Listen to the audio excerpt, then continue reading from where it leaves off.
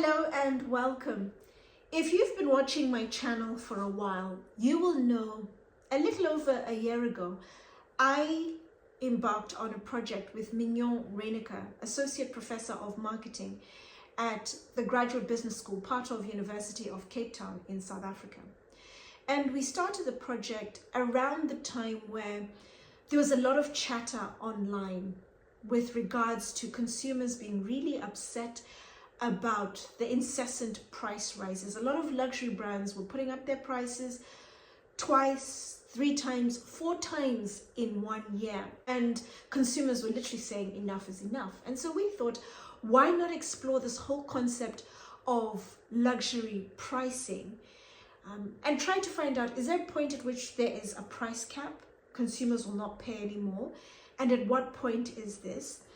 Will consumers change their purchasing behavior? And so in this video, I'm going to be talking to you about our findings and also some of the recommendations we would like to make based on the data.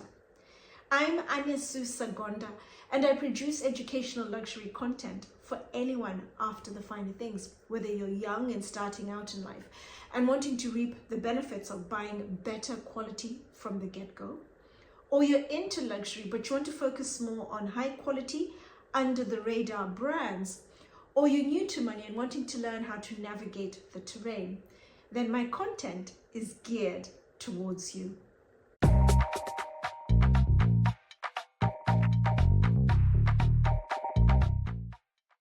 Before I begin, a very big thank you to everybody who helped with the project. Whether you responded to the survey, we had 155 completed and usable surveys, or you're one of the 8 people who incredibly generously offered to go through the responses from the survey and provide us with fuller, more detailed responses. A very big thank you to each and every one of you. The second thing I'd like to mention is that within the luxury space, the majority of data research that's been done is the companies, for the companies, by the companies, about the brands, about the industry, for example. There is very little, if at all, any research where the consumer's perspective is being analyzed, which is what we did. So I think what we did is actually the first of its kind, unless someone's done something in the last couple of months and we haven't seen the information. What we did was very different and we enjoyed. It took a lot of time to turn around because we were literally learning on the job. And it's something we would like to do again. We are looking for other topics to explore. But what's really important for Mignon and I is to always give the consumer's perspective, because within the luxury space, it's all about the brands. And for the brands to be successful, it's down to consumers buying. Pricing is a key component of luxury branding because it signifies the brand's positioning. It also communicates the quality. It creates exclusivity and status. And it also helps to drive the profits of the brand when you put up the price, which is exactly what was going on around the time we started the project. What had happened is it was the tail end of the pandemic and brands were starting to open up, they're starting to sell their products again, and they were trying to make up for lost revenue, lost profits. And in the beginning, when brands were putting up their prices, they justified it by saying rising production costs. They said there were issues with exchange rate fluctuations. They had to accommodate that. They also had to take into consideration inflation, for example. But then this is something that kept going on and on. They put up the price once, twice, thrice, and in some cases 4 times. And consumers started complaining and saying, this is unjustified. Why are you doing this? We can understand the first time, possibly the second, but now it's literally getting out of control. And that's when we started the project, because we realized brands are putting up their prices because they want to recoup lost profits, which is a legit business tactic. There's nothing illegal or untoward about it. And they'll keep putting up their prices for as long as consumers will pay for those products. And so that's when we started the project. The project was made up of a 2-phased mixed method approach. First was quantitative data collection, where we put out a survey. We had a number of questions. You had to rate the answers. And we ended up with 155 completed and usable surveys. And then the second phase was drilling down, taking a deep dive into the answers from the survey, the qualitative bit. And we interviewed 8 people and were able to really substantiate what we found out from the survey. What we found out generally about the respondents? Well, firstly, we received responses from all 7 continents. 80% of those were from North America and Europe, across several ethnicities: Asian, Latin American, Caribbean, Black African, Caucasian, across a fairly wide age group from 18 through to 60. The majority of the respondents were women, which is what we expected, because women are the ones who typically buy luxury products, typically at the top end of the market, the bags we were looking at, for example. We found that 73% of the women were between the ages of 30 and 59, which is what we would also expect, because that is the age group where you typically have considerably more disposable income to be able to afford the luxury bags. And what we also found out is that 97% of our respondents had bought luxury products within the last 3 years. And the biggest motivator when it came to buying luxury products was quality. We made a total of 6 findings from the data we collated. Some of the findings were to be expected, and some offer really good food for thought for the brands. The first finding we made was consumers are bothered by frequent luxury price increases. A couple of thoughts came through from our respondents. The first was they felt there was a value disconnect.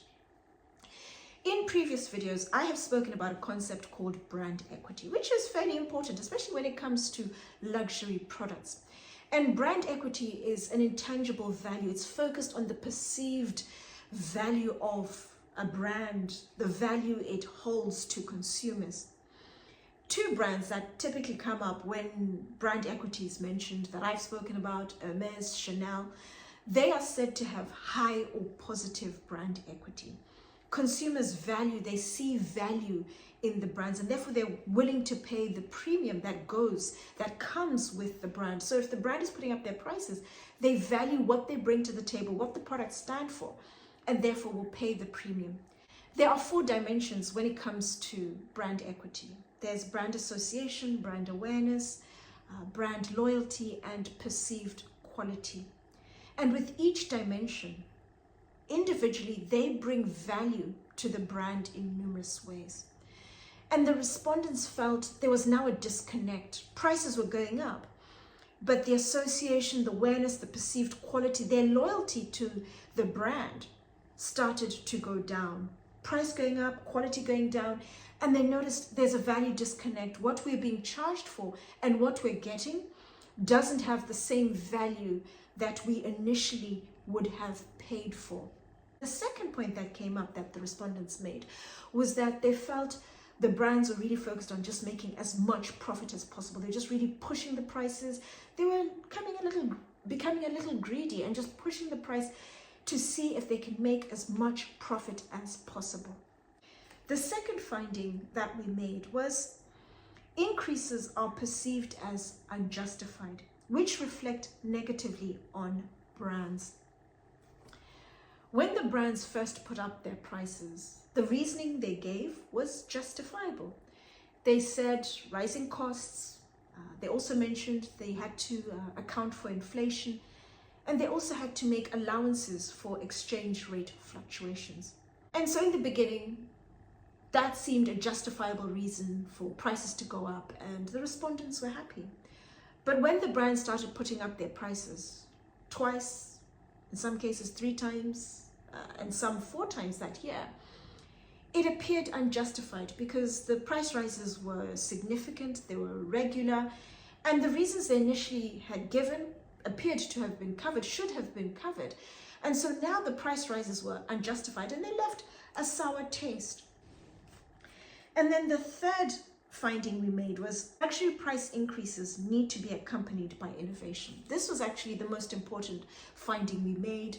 It seemed a little obvious, something I would expect, but it just helped to bring the point to the forefront and just appreciate how important it is and how much of a difference it can make to brands, particularly the brands that I talk about. What the respondents really wanted when it came to innovation was better quality materials being used all around, not just the leather, but the hardware as well. They wanted increased creativity when it came to the design of the products, also wanted sustainable practices when it came to the design and the manufacturing of the products. I will talk in more detail about the whole concept of innovation and what we recommend in the last bit. The fourth finding we made was price increases do encourage brand switching. However, the respondents said that when they realized the prices had gone up and they'd got to a point where they thought, oh, this might be a bit too much, or it was just a very high price, they would either withdraw and then come back and possibly buy an alternate brand, go for something else, or they just wouldn't spend their money at all. The fifth finding we made was consistent price increases have an impact on brand perception. A couple of themes came up. The first was the respondents felt there was a decreased perception of the quality of the products. The prices were going up, but the quality was going down. And the two brands that were consistently mentioned, Louis Vuitton and Chanel. And there's actually a lot of content that I've also mentioned about Chanel, and their prices are going up. They're unjustified because the quality of their products is going down. There's an inverse relationship between the price going up and the quality of their products going in the opposite direction. It's coming down. The second point they made was that they felt the brands were creating a lot of content about their products, and then consumers, content creators were also creating a lot of content as well about the products, and the brands were becoming overexposed.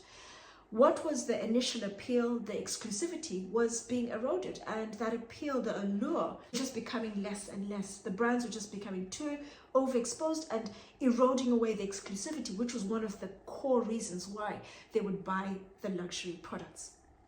Then the final finding we made was future behavior is likely to change. The respondents mentioned a couple of things. Firstly, they said their brand choices will change.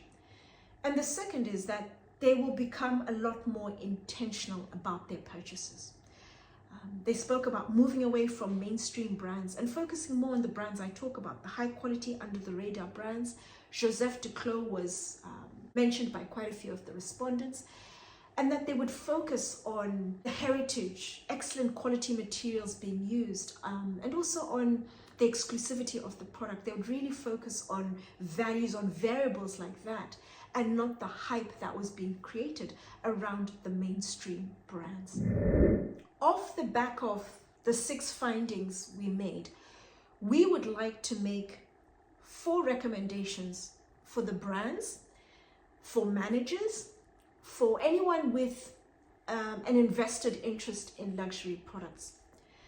The first recommendation is ensure consistent quality, not just the leathers, but the hardware as well. Hardware came up quite a bit from our respondents, that brands like Louis Vuitton, Chanel, they were quoted quite a bit that the quality of their hardware was not very good, especially considering the premium, the high prices that were charged for their products.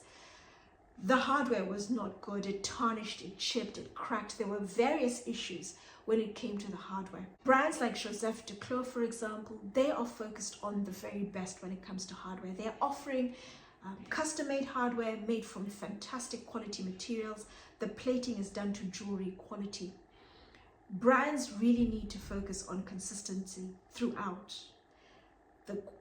Focusing on the best quality leathers that they can for their chosen level of luxury, and marrying that with really good quality hardware that stands the test of time. The second recommendation we'd like to make is to guard against overexposure and to really focus on the brand values. The mainstream brands are fairly overexposed. There's a lot of content being created, a lot of hype, but the focus really needs to be on educating consumers, talk about the products, but really highlight the key merits, the high quality of the materials being used, the craftsmanship, for example, and to really guard the brand values of the brand, because that is what will help brands stand the test of time, come to the forefront, especially the brands I talk about, high quality, under the radar, that don't have the massive marketing budgets that the Louis Vuitton, Moët, Hennessy or the Kering brands have access to. But what they can do is just really focus on producing exceptional quality products, really zoning in on their brand values and guarding those. And the right consumers who value, who appreciate their products will find them and buy their products. And then the last two recommendations we'd like to make are around innovation. The first is putting prices up. You need to innovate. You need to increase the creativity of the design. You need to ensure you're using better quality materials all around. You need to ensure you're being sustainable when it comes to the design and the manufacturing of the products. That goes without saying. But you also need to talk about it. You need to educate consumers. You need to create content around that. Content that is worthwhile, content that's valuable. You educate consumers, because that is what will make your product stand out. That is what will help the product to gain traction. You need to talk about it. You need to show it off. You need to let people know the merits. What are they getting when they buy one of your products? I was recently asked about a French brand called L'Etrange, and the last time I was in Paris a couple of months ago, I went to visit their showroom and I was absolutely blown by the brand. This is a brand that personifies what brands need to do. L'Etrange, at its core, its DNA is innovation, and they give it to you in abundance with all of their designs. The first style that I spoke about is La Tachon. I'm going to attach the video above. And La Tachon is one of a kind. It is a bag that you can't see the stitching at the seams. You can't see how the seams are joined, are closed off. It just looks like they're tucked into the bag, but it's incredibly durable and it's done on the inside with a secret stitch. The quality of the leathers they've used is absolutely outstanding. They source their leathers from Rémy Cariat. They offer the finest quality Torillon in the market. The hardware is very well plated to jewelry quality, and they offer variety. Palladium, rose gold. They also offer semi-precious stones as well with their hardware. So you have variety, you have very good quality hardware. The innovation, the creativity of the designs, the quality of the materials they use is absolutely outstanding. They are exemplary. But L'Etrange don't talk about their products. But brands like L'Etrange, Joseph Duclos that I talk about, you need to talk about the innovation, the creativity of the designs, the craftsmanship, the details, how it's done, the leathers, the exceptional quality of the leathers that you are using that are different to the mainstream brands and better, but they are charging double, triple the price that you are, but you're offering a significantly better quality product. The brands I talk about, you really need to talk about this, educate consumers, be part of my community. I have a captive audience of people who are interested in your products. Educate people, enlighten people, create content online, open the showroom and educate people. Have sessions where you talk about the products, about the craft, create content around that. That is what is going to be your competitive advantage and what is going to differentiate you from the mainstream brands and help you to stand out and to become visible, because you don't have the marketing budget to really push your products like the big brands do. I sincerely hope the brands I like, I'm passionate about, you'll take heed of this advice, because it's important and it'll really make a difference. Continual innovation and really talking about it, maintaining consistently high quality products, the leather, the hardware, and guarding against overexposure, just creating unnecessary content, hyping, bigging up your products, but really focus on educating consumers on talking about the merits, the quality of your products. And that's what will really help you to come to the forefront, stand the test of time, and do really well. It was an interesting project. It was lengthy, it was hard work, but it was a fantastic opportunity. And I hope there'll be other topics we'll be able to explore in the future. As always, thank you for watching, and do let me know your thoughts in the comments down below.